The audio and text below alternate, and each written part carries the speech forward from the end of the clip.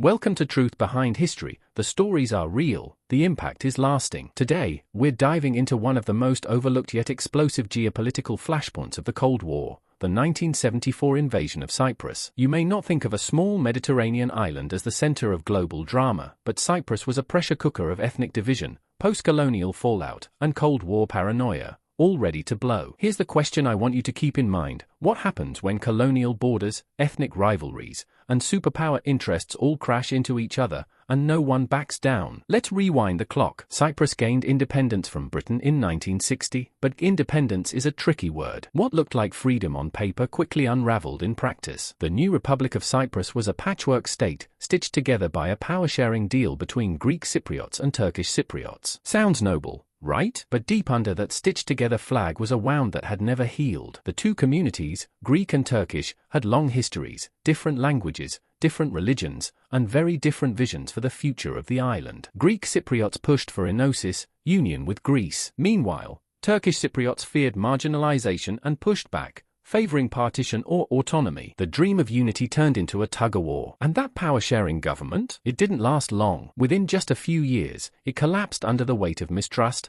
violence, and political deadlock. Intercommunal riots broke out. The constitution became more of a museum piece than a working document. Every solution proposed seemed to inflame one side or the other. But the real kicker? Cyprus wasn't just any island. It sat smack in the middle of the eastern Mediterranean, a critical outpost for NATO. Britain held onto military bases on the island even after independence. Both Greece and Turkey, NATO allies themselves, viewed Cyprus not just as a cultural sibling, but as a strategic asset. And during the Cold War, that meant everyone was watching, including Washington and Moscow. So before a single soldier set foot on the beaches of Cyprus in 1974, the groundwork for disaster had already been laid, by empire, by ideology, and by the unwillingness to share power. The next chapter is even more explosive.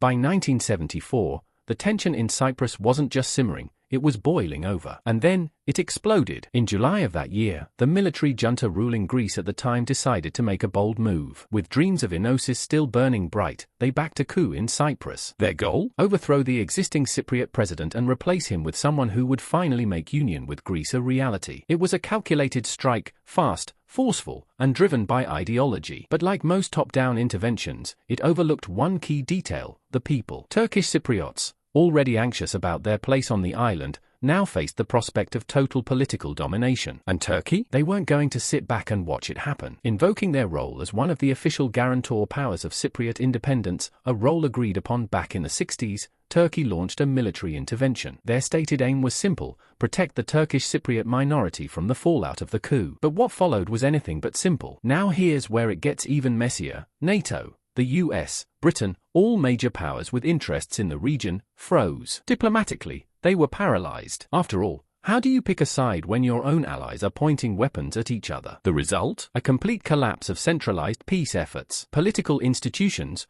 already fragile, shattered under pressure. Negotiations stalled. International bodies issued statements, but no one stepped in with authority. The world watched a small island tear itself in two, and no one stopped it. This wasn't just a failure of diplomacy. It was a breakdown of trust, of enforcement, of systems designed to keep peace. And it's the moment when Cyprus changed forever. Next, we'll look at what that split did, not just to borders, but to lives.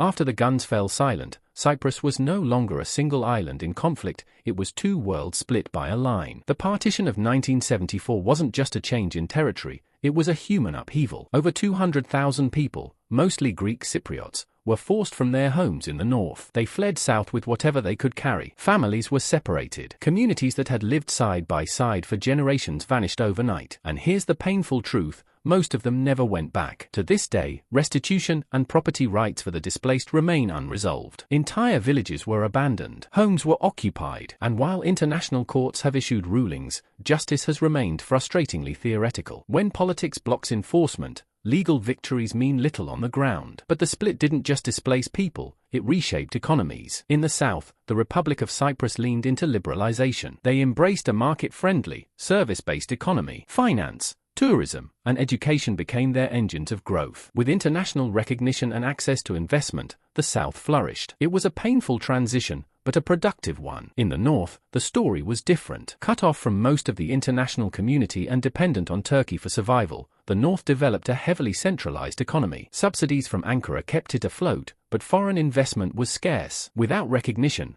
banking and trade were severely restricted. The result? An economy that limped along, protected, but stagnant. What emerged was a tale of two systems, one open and global, the other closed and dependent. And the prosperity gap between them? It widened with every passing year. Cyprus didn't just split in 1974. It diverged economically, politically, and socially. And for those caught in the middle, the scars are still visible. But if you think this story ends with a peaceful status quo, think again. Up next, we'll look at the line that still cuts across Cyprus, and what it really means.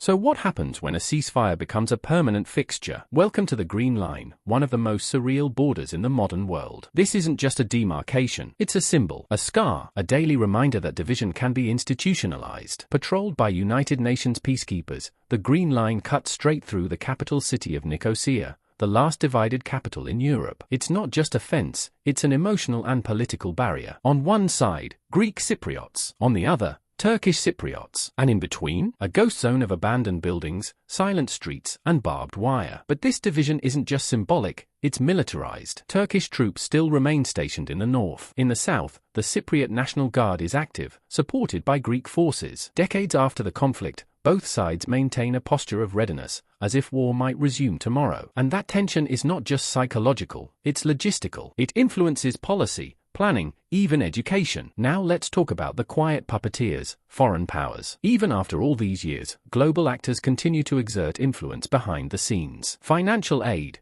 military support, and diplomatic strings all shape Cypriot policy. The longer the island remains divided, the more leverage outside forces have. The division serves geopolitical interests, even when it undermines the people who live there. And here's the real tragedy: sovereignty has fractured. Neither side holds complete control over its own fate. Turkish Cypriots rely on Ankara. Greek Cypriots navigate EU relationships and international diplomacy. The dream of self-determination, of local people choosing their own destiny, remains trapped behind checkposts and diplomatic red tape. This isn't just a frozen conflict, it's frozen freedom. And if that feels unjust, wait until we get into the legal minefield of who gets to call what legitimate. Let's talk about one of the most uncomfortable questions in modern geopolitics. Who decides what's real? In the north of Cyprus, the Turkish Republic of Northern Cyprus declared independence in 1983. It has its own flag, its own government, its own institutions. But here's the catch: only one country in the entire world recognizes it: Turkey. To the rest of the international community, it doesn't officially exist. This legal limbo creates a ripple effect that touches every aspect of life. Can you sell property in a country that doesn't exist? Can your passport take you anywhere? Can your vote mean anything if the world won't count it? Take property rights. After the invasion, thousands of homes and businesses, most of them owned by Greek Cypriots, were abandoned in the north. Many of those properties were later inhabited, rented, or even sold to new occupants under the northern administration. But under international law, those original owners never lost their rights. So you've got people living in houses that, legally, still belong to someone else. And court cases about this have dragged on for decades. Meanwhile, the United Nations has tried again and again to demilitarize the island and reunify it under a federal system. Plans have been drafted, proposed, and rejected over and over. Sometimes one side says no, sometimes both, and each time, trust erodes a little more. But here's the ethical dilemma: is it more just to uphold the letter of international law, or to accept the messy reality on the ground? Should people born and raised in the north, who've lived their whole lives under one flag, be denied political legitimacy forever? Or does recognizing a breakaway state reward the original act of force that created it? There are no easy answers, just a lingering tension between what's legal, what's moral, and what's human. And in that gap, between what is and what's supposed to be, we find the deeper lesson of Cyprus. Let's explore that next.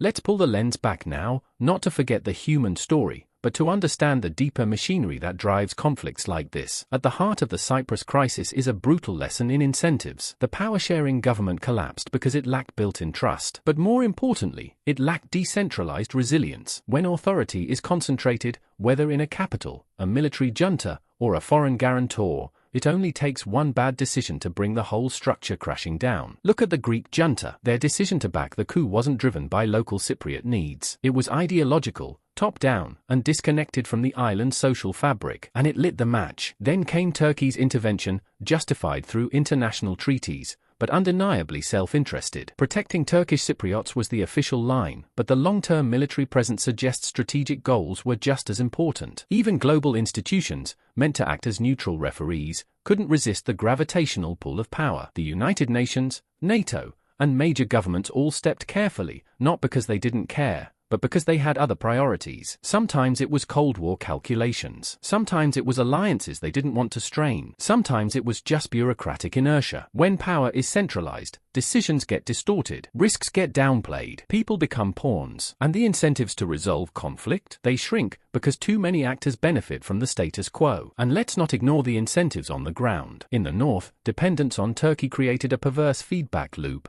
The more isolated they became, the more they relied on Turkish funding and protection. Meanwhile, the South's access to global markets gave it every reason to maintain its internationally recognized status and reject compromises that might dilute it. Each side, in its own way, became locked into systems that rewarded division more than unity. So here's the real takeaway: when conflict pays off, peace doesn't stand a chance. But what if we flip the script? What if the system itself rewarded cooperation, voluntary exchange, and mutual respect? That's where we're headed next.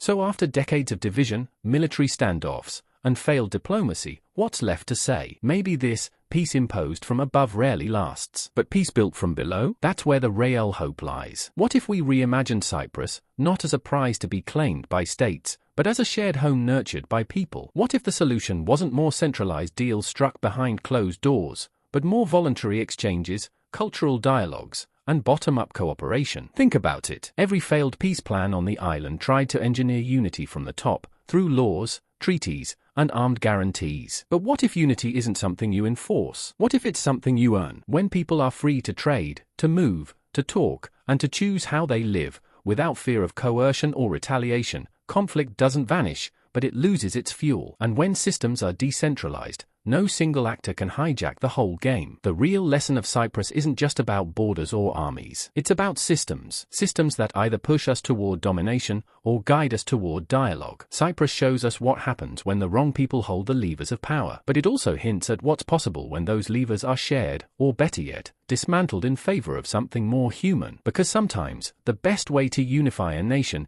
is to let its people go their own way and find common ground, not because they're told to, but because they choose to. That's it for this episode. If you enjoyed this deep dive into a hidden corner of Cold War history, don't forget to like, comment, and subscribe to Truth Behind History. And if you want to keep the conversation going, check out the podcast version of this episode. There's a link waiting for you in the description. And if you're hungry for more forgotten stories, distorted legacies, or misunderstood moments, there's a whole archive of episodes waiting for you. Thanks for watching. And remember, history isn't just about the past. It's about the systems we build today.